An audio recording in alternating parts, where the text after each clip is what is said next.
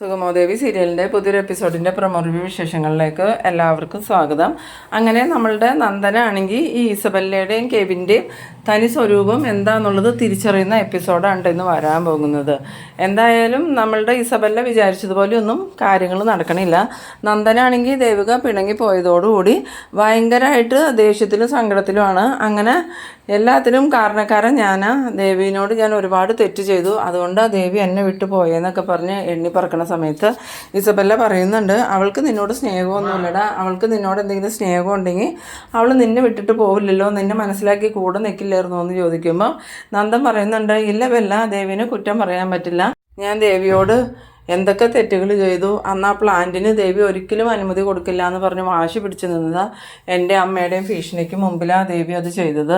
അതുമാത്രമാണോ, ആ ഫയലെടുത്ത് മാറ്റി ഞാൻ മിനിസ്റ്ററുടെ മുമ്പിൽ ദേവിയെ നാണം കെടുത്തിയില്ലേ, അങ്ങനെ ഒരുപാട് കാര്യങ്ങൾ ചെയ്തു, എന്നിട്ടും ദേവി എന്നോട് വിട്ടുവീഴ്ച ചെയ്തതാണ്. പിന്നെ ബെല്ലേനെയും എന്നെയും ആ ഹോട്ടൽ റൂമിൽ നിന്നും പിടിച്ചതോടുകൂടിയ ദേവി ആ കടുത്ത തീരുമാനം എടുത്ത് വീട്ടിലോട്ട് പോയെന്ന് പറയുമ്പം ഇസബല്ല പറയുന്നുണ്ട്, അപ്പം ഞാൻ കാരണമാണെന്നാണോ നന്ദൻ പറയണേന്ന് ചോദിക്കുമ്പം ഇല്ല ബെല്ല എന്താ അങ്ങനെ ചിന്തിക്കണ, ബെല്ല കാരണമൊന്നുമല്ല, എല്ലാം എൻ്റെ തെറ്റാ. ആദ്യം തന്നെ എല്ലാ സത്യങ്ങളും ദേവിയോട് പറഞ്ഞാൽ മതിയായിരുന്നു, എന്നാൽ എനിക്കിപ്പോൾ ഈ പ്രശ്നം വരില്ലായിരുന്നു. ദേവി എൻ്റെ ഒപ്പം തന്നെ ഉണ്ടായേനെ, ഞാൻ എന്ത് തെറ്റ് ചെയ്താലും ദേവി എന്നെ സപ്പോർട്ട് ചെയ്തേനെ എന്നൊക്കെ ഇങ്ങനെ പറഞ്ഞ് എണ്ണി പറക്കുമ്പം ഈ ബെല്ലയാണെങ്കിൽ കെവിൻ്റെ നേരെ നോക്കുന്നുണ്ട്. അപ്പോൾ കെവിൻ പറയുന്നുണ്ട്, എന്തായാലും ഇപ്പം സംഭവിച്ചു, ഇനി ദേവിക തിരിച്ചു വരുമെന്ന് നമുക്ക് നോക്കാം, അല്ലാതെ നീ ദേവികയുടെ പുറകെ പോവുമൊന്നും വേണ്ടെന്നും പറഞ്ഞ് ഈ നന്ദനെ സമാധാനിപ്പിക്കുന്നുണ്ടെങ്കിലും നന്ദനാണെങ്കിൽ സമാധാനമൊന്നും കിട്ടാതെ ഇങ്ങനെ എണ്ണിപ്പറിച്ച് കരഞ്ഞുകൊണ്ട് തന്നെ ഇരിക്കുകയാണ്. പിന്നീട് കാണിക്കുന്നത് നമ്മളുടെ സിദ്ധാർത്ഥനെയും പ്രഭാവതിനെയാണ്. സിദ്ധാർത്ഥനാണെങ്കിൽ പ്രഭാവതിയോട് നന്ദനം എന്തെന്ന് ചോദിക്കുമ്പം എനിക്കറിയില്ല സിദ്ധു, കെവിൻ്റെ അടുത്തായിരിക്കും പോയേക്കണേന്ന് പറയുമ്പം ഈ കെവിനും ബെല്ലയും എന്ന് നന്ദൻ്റെ ജീവിതത്തിലേക്ക് വന്നോ അന്ന് തൊട്ടാ ഇവിടെ പ്രശ്നങ്ങൾ തുടങ്ങിയത്, അല്ലെങ്കിൽ ദേവിയും നന്ദനും തമ്മിൽ ഒരു പ്രശ്നമില്ലാതെ സന്തോഷമായിട്ട് പോയിക്കൊണ്ടിരുന്നതാ, ഇവരെന്തിനാ സത്യത്തിൽ വന്നത്, ഇവരുടെ ജീവിതം തകർക്കാനാണോ എന്നൊക്കെ ചോദിക്കുമ്പം പ്രഭാവതിക്കാണെങ്കിൽ ഒന്നും പറയാൻ പറ്റണില്ല. പ്രഭാവതി പറയുന്നുണ്ട്, അങ്ങനെയൊന്നുമില്ല സിദ്ധു, കെവിനും ഇസബല്ലയും നല്ല കുട്ടികളാണ്, അവരങ്ങനെ നന്ദൻ്റെ ജീവിതം തകർക്കാനൊന്നും നോക്കില്ല എന്ന് പറയുമ്പം സിദ്ധാർത്ഥൻ പറയുന്നുണ്ട്, അത് താൻ പറയും പോലെ ഒന്നുമല്ല, എന്തായാലും ഇസബല്ല നല്ലൊരു കുട്ടിയാണെങ്കിൽ ഒരിക്കലും നന്ദൻ്റെ കൂടെ ഹോട്ടലിൽ റൂം എടുത്ത് താമസിക്കാൻ പോവില്ലല്ലോ, നമ്മളറിയാത്ത എന്തൊക്കെയോ ചതി ഇതിൻ്റെ പിന്നിലുണ്ടെന്ന് പറയുമ്പം പ്രഭാവതിക്കാണെങ്കിൽ ഈ ഋഷിയുടെ കാര്യമൊന്നും പറയാനും പറ്റണില്ല. പ്രഭാവതി അങ്ങനെ ഒന്നും മിണ്ടാതെ നിൽക്കുമ്പം സിദ്ധാർത്ഥൻ ചോദിക്കുന്നുണ്ട്, താൻ എന്താ ഒന്നും മിണ്ടാതെ നിൽക്കണേ, താനല്ലേ ഇതിനെല്ലാം വളം വെച്ച് കൊടുത്തത്, താൻ തൻ്റെ മകൻ്റെ സൈഡ് നിന്നപ്പം അവിടെ സങ്കടപ്പെടുന്നത് തൻ്റെ മരുമോളാണെന്ന് താൻ ഒരിക്കലും ചിന്തിച്ചില്ല എന്ന് പറയുമ്പോൾ പ്രഭാവതി പറയുന്നുണ്ട്, ദേവികയെ സങ്കടപ്പെടുത്താനായിട്ട് ഞാൻ ഒന്നും ചെയ്തില്ല സിദ്ധു എന്ന് പറയുമ്പോൾ, പിന്നെ തൻ്റെ മകൻ്റെ എല്ലാ കാര്യങ്ങൾക്കും താൻ കൂട്ടുനിന്നത് ദേവികയെ സന്തോഷിപ്പിക്കാനാണോ, അതിന് വേണ്ടിയിട്ടാണോ താൻ ആ പ്ലാന്റിന് അനുമതി കൊടുക്കാൻ പറഞ്ഞ് നിർബന്ധിച്ച് കൊടുപ്പിച്ചതെന്നൊക്കെ. പിന്നീട് കാണിക്കുന്നത് നമ്മളുടെ മാധവനാണെങ്കിൽ വഴികൂടെ പോണ സമയത്ത് ഏതോ ഒരു വണ്ടി വന്ന് മാധവനെ തട്ടിയിടുന്നുണ്ട്. അത് വേറെ ആരുടെ അല്ല, ഈ ഇസബല്ല് ഏർപ്പാട് ചെയ്ത ഏതോ ഒരു ഗുണ്ടയാണ് മാധവനെ തട്ടിയിടുന്നത്. അങ്ങനെ മാധവൻ വീണതും മാധവൻ്റെ നെറ്റി പൊട്ടുന്നുണ്ട്.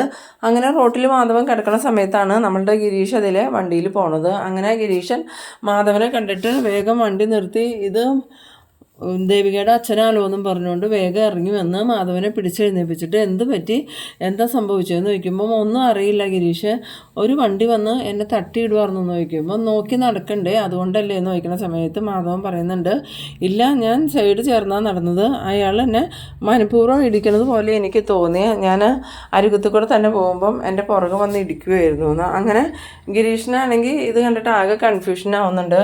എന്തായാലും ഹോസ്പിറ്റലിൽ പോകാമെന്ന് പറയുമ്പോൾ മാധവൻ പറയുന്നുണ്ട്, വേണ്ട മോനെ, ഹോസ്പിറ്റലിൽ പോകാനുള്ള കുഴപ്പമൊന്നുമില്ല, മോനെന്നെ ഒന്ന് വീട്ടിലേക്ക് ആക്കിയാൽ മതിയെന്നും പറഞ്ഞുകൊണ്ട് ഗിരീഷിനാണെങ്കിൽ മാധവനെ വീട്ടിലോട്ട് കൊണ്ടുപോകുന്നുണ്ട്.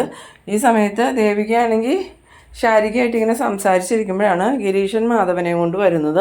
മാധവൻ്റെ നെറ്റി പൊട്ടിയിരിക്കണ കാണുന്നതും ദേവിക ചോദിക്കുന്നുണ്ട്, എന്ത് പറ്റി അച്ചാന്ന് ചോദിക്കുമ്പോൾ ഒന്നുമില്ല മോളെ, ഞാനൊന്ന് വീണതാന്ന് പറയണം. അന്നേരം ഗിരീഷൻ സത്യം പറയാനായിട്ട് തുടങ്ങുമ്പോൾ മാധവൻ വേണ്ട ഒന്നും പറയണ്ട എന്നുള്ള രീതിയിൽ ഗിരീഷിൻ്റെ നേരെ കണ്ണുകൊണ്ട് കാണിക്കുന്നുണ്ട്. പിന്നീട് ഗിരീഷിനാണെങ്കിൽ സത്യമൊന്നും പറയണമില്ല.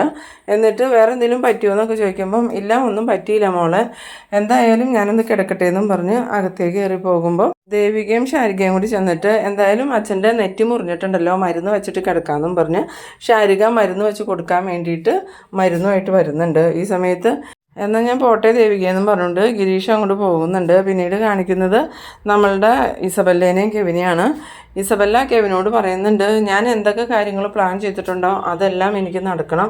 ഞാൻ പഠിക്കണ കാലം തൊട്ടേ നന്ദനെ ആഗ്രഹിച്ചതാണ്. അന്ന് എനിക്ക് കിട്ടിയില്ല. അതിൻ്റെ ഇടയിലേക്ക് ദേവിക വന്നു. ഇനി ഒരിക്കലും നന്ദനെ ഞാൻ ദേവികയ്ക്ക് വിട്ടുകൊടുക്കില്ല. ഇപ്പോൾ അവൻ ദേവിക ദേവിക എന്ന് പറഞ്ഞുകൊണ്ട് കരഞ്ഞുകൊണ്ട് നടക്കാമെന്ന് പറയുമ്പോൾ കെവിൻ പറയുന്നുണ്ട്, അതിനെല്ലാം കാരണക്കാരി നീയാ.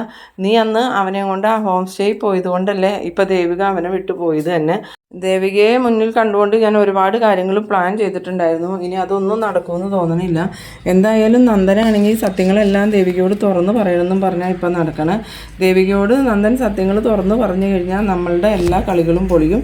പിന്നെ നമ്മളുടെ സ്ഥാനം ജയിലിലായിരിക്കും. വേറൊരു കാര്യം നമ്മൾ ഓർക്കേണ്ടതുണ്ട്, ദേവിക സാധാരണ ഒരു പെണ്ണല്ല, സ്ഥലം MLA ആണെന്ന്. അത് കേട്ടതും ഇസബല്ല പറയുന്നുണ്ട്, ഞാൻ നന്ദനെ ഒരുപാട് ആഗ്രഹിച്ചു. ഞാൻ ആഗ്രഹിച്ചിട്ടൊന്നും ഒരു കാര്യമില്ല ബെല്ല. ദേവികയെ വിട്ട് നന്ദൻ ഒരിക്കലും നിൻ്റെ ഒപ്പം വരില്ല.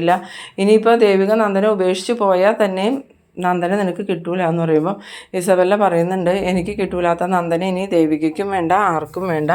എന്തായാലും ഇനി നന്ദൻ ജീവനോടെ ഇരുന്നാൽ അത് നമുക്ക് ആപത്ത്. നന്ദൻ സത്യങ്ങളെല്ലാം ദേവികയോട് പറഞ്ഞാൽ ഋഷി ജീവിച്ചിരിക്കുന്നുണ്ടെന്ന് എങ്ങനെയെങ്കിലും ദേവിക കണ്ടെത്തും. അങ്ങനെ കണ്ടെത്തി കഴിഞ്ഞാൽ പിന്നെ നമ്മളുടെ ജീവൻ എടുക്കാൻ വരുന്നത് നന്ദനായിരിക്കും. അതിനു മുമ്പേ നന്ദനെ തീർത്ത് കളയണമെന്ന്. അന്നേരം കെവിൻ ചോദിക്കുന്നുണ്ട്, എന്താ ഇനി നിൻ്റെ പ്ലാൻ എന്ന് ചോദിക്കുമ്പം വേറൊന്നുമല്ല, എനിക്ക് ഒരുപാട് ബന്ധങ്ങളുണ്ട്, അത് വെച്ച് ഞാൻ നന്ദനെ തീർത്ത് കളയുമെന്ന്. അതേസമയം നമ്മളുടെ നന്ദനാണെങ്കിൽ ഇങ്ങനെ സങ്കടപ്പെട്ട് ഒരു സ്ഥലത്ത് പോയി ഇങ്ങനെ ഒറ്റയ്ക്ക് ഇരിക്കുകയാണ്. അപ്പോൾ ഇങ്ങനെ കഴിഞ്ഞു പോയ എല്ലാ കാര്യങ്ങളും നന്ദനിങ്ങനെ ആലോചിക്കുന്നുണ്ട്. എത്ര സന്തോഷമായിട്ടാണ് ജീവിച്ചിരുന്നത്. അന്ന് ഋഷിയുടെ കാര്യത്തിൽ ഞാൻ ദേവികയെ കുറ്റപ്പെടുത്തുകയും വെറുക്കുകയൊക്കെ ചെയ്തെങ്കിലും അവസാനം സത്യങ്ങളെല്ലാം തെളിഞ്ഞു വന്നു. പക്ഷേ എൻ്റെയും എല്ലയുടെയും കാര്യത്തിൽ അങ്ങനെ ഒരു സത്യവും തെളിഞ്ഞു വരുന്നില്ലല്ലോ. ഞാൻ എങ്ങനെ സത്യങ്ങളെല്ലാം ദേവിയെ മനസ്സിലാക്കും? അതുമാത്രമല്ല, ഋഷിയുടെ കൊലപാതക കേസൊക്കെ ദേവികയോട് തുറന്നു പറഞ്ഞാൽ അവളെങ്ങനെ പ്രതികരിക്കുമെന്നും അറിയില്ല. ചിലപ്പോൾ അതിൻ്റെ പേരിൽ എന്നെ ജയിലിൽ അടയ്ക്കാനും മടിക്കില്ല. എന്നാലും വേണ്ടില്ല, എനിക്ക് എൻ്റെ ദേവിയോട് സത്യങ്ങൾ പറയണം. ബെല്ലയും ഞാനുമായിട്ട് ഒരു ബന്ധമില്ല എന്നുള്ളത് എനിക്ക് ദേവിയുടെ മുന്നിൽ തെളിയിക്കണം. എനിക്ക് ജയിലിൽ പോയാലും പ്രശ്നമല്ല, എനിക്ക് എൻ്റെ ദേവിയെ വലുതെന്നൊക്കെ ഇങ്ങനെ വിചാരിച്ചുകൊണ്ട് നടന്നു പോകുന്നുണ്ട്. ആ സമയത്താണ് ഇസബല്ല അയച്ചിട്ടുള്ള ആ ഒരു കൊട്ടേഷൻ്റെ ആൾക്കാർ ഈ നന്ദനെ കൊല്ലാനായിട്ട് ജീപ്പുമായിട്ട് വരുന്നത്. വരണ വഴിക്ക് ഈ ഇസബല്ല വിളിക്കുന്നുണ്ട്, അതെ നിങ്ങൾ ആളെ കണ്ടോയെന്ന് ചോദിക്കുമ്പം മേഡം ഞങ്ങളുടെ ഫ്രണ്ടിൽ തന്നെയുണ്ട്, പറ്റിയൊരു സ്ഥലം കിട്ടുമ്പം ഞങ്ങൾ അയാളെ തീർത്തോളാന്ന്. എന്നാൽ ഇനി അമാന്തിക്കേണ്ട, സൗകര്യപ്പെടുന്ന സ്ഥലത്തെത്തുമ്പം നിങ്ങൾ അവൻ്റെ കഥ കഴിച്ചേരെ, അവനിനി ജീവനോടെ വേണ്ടാന്ന്. അത് കേട്ടതും ആ ഗുണ്ടകൾ ശരി മേഡം ഇപ്പം തന്നെ ഞങ്ങളുടെ പണി തുടങ്ങിക്കോളാമെന്നും പറഞ്ഞുകൊണ്ട് ഈ നന്ദൻ്റെ പുറകെ പോകുന്നുണ്ട്.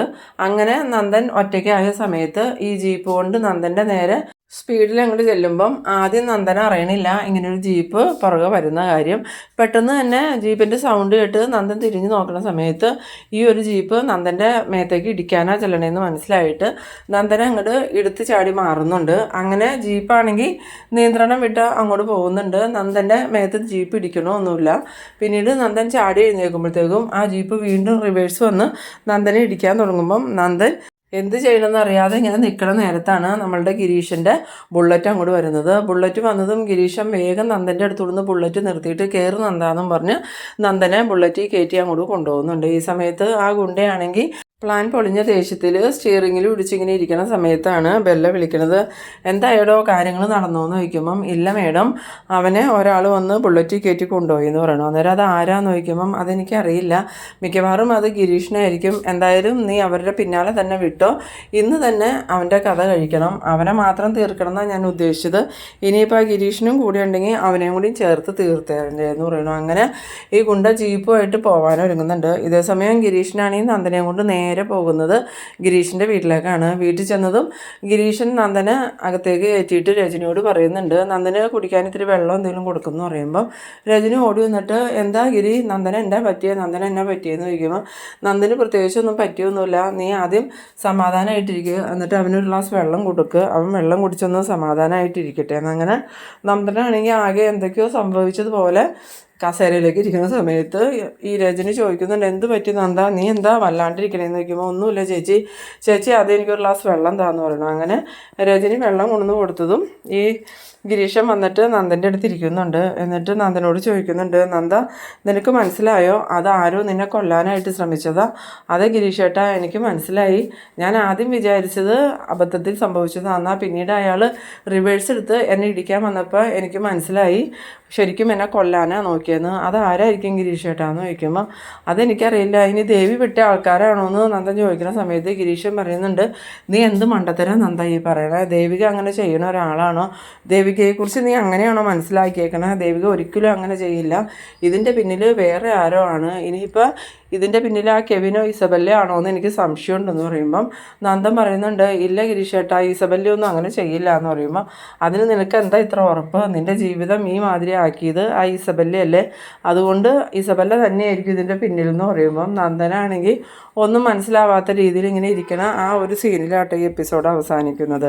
അപ്പോൾ നിങ്ങളെൻ്റെ വീഡിയോ ആദ്യമായി കാണുന്നവരാണെങ്കിൽ ചാനലൊന്ന് സബ്സ്ക്രൈബ് ചെയ്യാനും ഇഷ്ടമായാൽ ലൈക്ക് ചെയ്യാനും ഷെയർ ചെയ്യാനും മറക്കരുത്. ഇതുപോലെ ഇൻട്രസ്റ്റിംഗ് ആയിട്ടുള്ള അടുത്തൊരു എപ്പിസോഡുമായി വീണ്ടും കാണാം. അതുവരേക്കും ബൈ ബൈ.